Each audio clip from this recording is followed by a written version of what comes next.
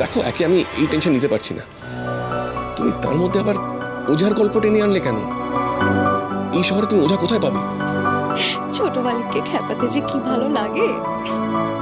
আচ্ছা ছোট মালিক, শুনুন না, আপনি তাড়াতাড়ি আসুন না। আপনি এত চিন্তা কেন করছেন? ওঝা তো আমি পেয়ে গেছি। চিনি, সবকিছু নিয়ে কিন্তু ইয়ার্কি চলে না। ওঝা পেয়ে গেছো তুমি? এই চিনি, আমি কিন্তু ওঝা সাজতে পারবো না। আমার নকল দায়িত্বে চুলকায়। আরে ঠিক আছে ছোট মালিক, আপনি আসুন তো আগে, আমরা দুজনে মিলে কিছু একটা ছকে নেব, ঠিক আছে? রাখছি এখন, হ্যাঁ? এই এক মিনিট। আমি এক্ষুনি বেরোবো কি করে? এই মাত্র তো পুষ্পা বেরোলো। সঙ্গে সঙ্গে যদি আমি বেরোই, সবাই তো আমাকে সন্দেহ করবে। হ্যাঁ, ডাউট তো করবে, কিন্তু আপনি যদি কোনো একটা কায়দা করে সবাইকে কিছু বুঝিয়ে আসেন, তাহলে কেউ কিচ্ছু বুঝতে পারবে না। হ্যাঁ, তাই কি কায়দা? পুষ্পা?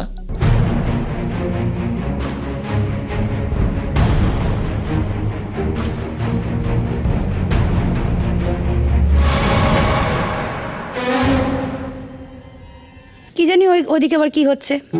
বাবা ঠাকুর পুষ্পার কথায় রাজি হলো কিনা কে জানে। হ্যাঁ, এখন উনি তো আমাদের শেষ আশা। দ্রোণ, আমার কথাটা শোন বাবা, তুই এইভাবে যাস না। আরে আরে শোন, আমার কথাটা শোন। তুই যদি এরকম হুড়মুড় করে চলে যাস, আমি কি পারবো? প্লিজ মা, বলতো? আমাকে কিছু বোঝাতে এসো না। আমার মাথায় আগুন জ্বলছে। হাত জোড় করছি তোমার কাছে। আরে এরম ভাবে বললে কি করে চলবে? কেন চলবে না? এই বাড়িতে যা নয় তাই হচ্ছে, চলুক। কি হলো দাদু ভাই, তুমি আবার রেগে গেলে কেন? দ্রোণ কি হয়েছে? রাতে ঘুমায়নি বলে কি শরীর খারাপ করছে নাকি? ঠাম্মি, তুমি জিজ্ঞেস করছো কি হয়েছে? তুমি ভাবতে পারছো বাইরে যদি কেউ জানতে পারে আমাদের বাড়িতে ভূতের ওঝা ঢুকেছে, আমি ক্লিনিকে গিয়ে কি মুখ দেখাবো? শোন দ্রোণ, মাথা ঠান্ডা কর। আমি বলছিলাম কি, কি বলবে তুমি? কি বলবে? ভূত ওঝা এইসব যে কত বড় বুজরুকি, সেগুলো জেনেও তোমরা এরকম করছো? দাদু ভাই, পুষ্পা যাকে আনছে তিনি তো শুধু ওঝা নন, তিনি সাধু বাবাও। তিনি নাকি অনেক কিছু জানেন। তো তিনি যদি বাড়িতে আসেন তাহলে তো ক্ষতি নেই, বলো? ঠিক আছে, তোমরা লাভ ক্ষতির হিসেব করো, আমি চললাম। দ্রোণ না না না, আমার কথা শোন। দেখছেন তো মা, দেখছেন কিভাবে আমার ছেলেটা না খেয়ে দিয়ে বাড়ি থেকে চলে যাচ্ছে। মা, এই বাড়িতে যখন এই সমস্ত কুসংস্কার প্র্যাকটিস হচ্ছে, তখন আমার এই বাড়িতে খাওয়া যাবে না। তোমরা বাড়িতে এসব করবে আর এই সমস্ত কুসংস্কার টলারেট করতে হবে আমাকে?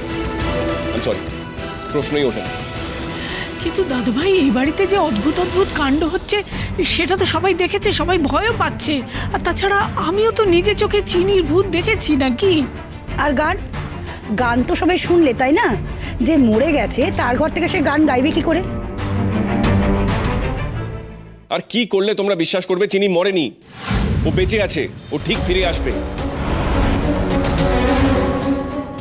তুই না প্রলাপ বকছিস এইবার, জানিস? অত বড় একটা বিস্ফোরণে কেউ বাঁচতে পারে? অসম্ভব। আর আর যদি ধর বেঁচেও যায়, তাহলে এতদিন এসে বাড়ি ফিরে আসতো না।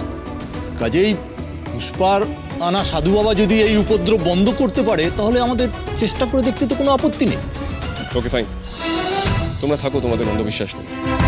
আমার পক্ষে দাঁড়িয়ে এইসব সহ্য করা সম্ভব নয়। আমি ক্লিনিকে যাচ্ছি। তোমাদের এই ভুতুরে প্রোগ্রাম তো রাতেই হবে। সব ভণ্ডামি শেষ হয়ে গেলে আমাকে একটা ফোন করে দিও, তারপর আমি বাড়িতে ঢুকবো। দ্রোণ দ্রোণ যাস না বাবা, আমার কথাটা শোন। দ্রোণ, দেখলেন তো, সেই ছেলেটা আমার না খেয়ে চলে গেল। কিছু তো করার নেই বৌমা, ভূতটাকে তো তাড়াবার চেষ্টা করতে হবে নাকি। আজ যেন এই সাধু যে করেই হোক চিনির ভূতকে তাড়িয়ে দেয়, তারপরে দ্রোণকে আমি কবজা করে ফেলবো।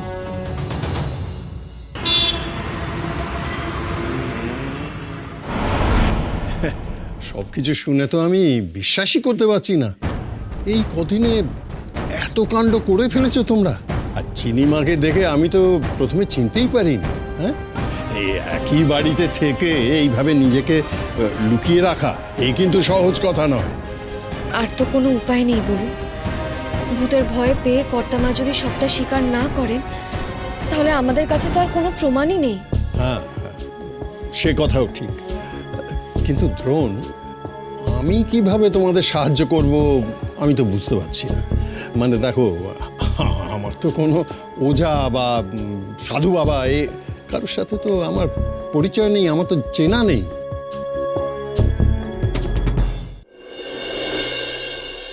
চেনার কি আছে স্যার? ওঝা তো আমার চোখের সামনেই আছে। সে কি? কোথায়?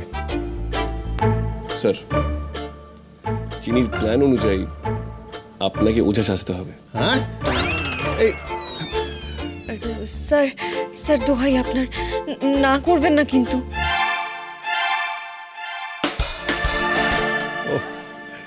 চিনির কাছে এরকম নাটকীয় প্ল্যানই আশা করা উচিত। হ্যাঁ, বেশ বেশ বেশ, ওঝা না হয় সাজলাম, কিন্তু তারপর কি? হ্যাঁ, মানে ডিটেইলড প্ল্যানটা কি? স্যার, আপনার কয়েকজন স্টুডেন্টকে পাওয়া যাবে? আই মিন, যারা একটু অ্যাক্টিং জানে। হ্যাঁ, সে যাবে, ফোন করে ডেকে নিলেই হবে। ব্যাস, তাহলে তো মিটেই গেল। আজ হবে চৌধুরী বাড়িতে ভূতে ভূতে ছয়লা। স্যার, আপনি শুধু সময় মতন ধরাচোরা করে হাজির হয়ে যাবেন। হ্যাঁ, সাথে আপনার ছাত্ররা সাজবে ওঝা বাবা ঠাকুরের চেলা। ও, বুঝতে পেরেছি। মানে আমাকে তাহলে ওই ওঝারা যেমন তর্জন গর্জন করে সেরকম ভাবে অ্যাক্টিং করে সবাইকে বিশ্বাস করাতে হবে যে ওই বাড়িতে ভূত আছেই। এই তো আপনি বুঝে গেছেন সবটা। আর বাকিটা তো আমার প্ল্যান করাই আছে। অমাবস্যার রাতে ওঝার সামনে পড়ে ভূতেরা সবাই একে একে বেরিয়ে আসবে। তারপর হেমাঙ্গিনী চৌধুরীর পাপের স্বীকারোক্তি আদায় করে ভূতেরা বিদায় নেবে চৌধুরী বাড়ির থেকে। সবই তো ঠিক আছে রে মা, কিন্তু তোর এই বুড়ো ছেলেটার শরীরটা খুব একটা ভালো যাচ্ছে না। ওঝাদের মতো লাফালাফি করতে পারবো তো? হ্যাঁ, শেষে যদি ধরা পড়ে যাই তাহলে তো পুরো এফার্টটাই চলে যাবে, তাই না? সেটাও ঠিক। এতটা চাপ স্যার নিতে পারবেন না। আচ্ছা, তবে আপনার যদি কোনো এক প্রধান সাকরেত থাকে যে আপনার হয়ে লাফালাফি করবে, পুরো নাটকটা করবে, সে আবার কে? দাঁড়ান।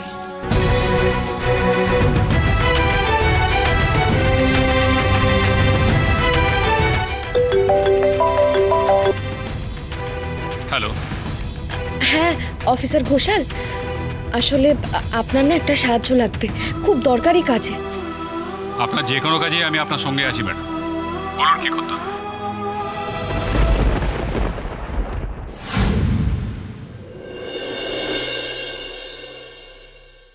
কি জ্বালা! মেয়েটা সে কোন সকালবেলা বাড়ি থেকে বেরিয়েছে, এখন সন্ধে হয়ে গেল, এখনো ফেরবার নাম নেই পুষ্পার। তাই তো, কিন্তু মা, আচ্ছা এত দেরি হচ্ছে কেন বলো তো? কি করে জানবো বলো তো? কিছুই তো বুঝতে পারছি না। ওঝাকে কি পেলো না, নাকি আদৌ কি ওঝার খোঁজ পেয়েছে? সে কি আসবে? কিছুই তো বুঝতে পারছি না। দূর বাবা। আজই আবার অমাবস্যা তিথি পড়েছে, ভালো দিন বলেছিল মেয়েটা। না মানে, এখন যদি পুষ্পাই না ফিরে আসে তাহলে ভূত তাড়ানোটা হবে কি করে? আচ্ছা দিদি, হ্যাঁ রে, মেয়েটা পালালো না তো? মানে ওঝা খুঁজে পায়নি তাই হয়তো আর আমাদের বাড়ি মুখে হচ্ছে না। সে কি রে? হ্যাঁ, এমন তো হতে পারে যে কাল রাতে ও নিজেই হয়তো ভূতের ভয় পেয়েছে। আচ্ছা, বলছি যে আপনারা কেউ একটা জিনিস খেয়াল করেছেন, আজকে তো অলরেডি সন্ধে হয়ে গেছে, কিন্তু কোনো ভূতের উৎপাত নেই। মানে পুষ্পা বেরোলো আর ভূতের উপদ্রব বন্ধ।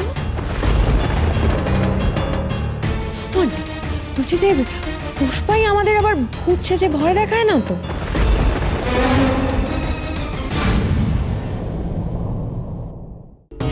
वो देखो, भूत भूतानंद बाबा ठाकुरेर आसार समय হয়ে গেল। জয় ভূতেশ্বরের জয়। জয় ভূতেশ্বরের জয়। করালি, তুমি ভূতের গন্ধ পাচ্ছ নাকি? এই বাড়িতে তো ভূতের মেলা লেগে গেছে। আর আমি থাকবো, ভূতও তাড়াবো, কিন্তু আমার একটা শর্ত আছে।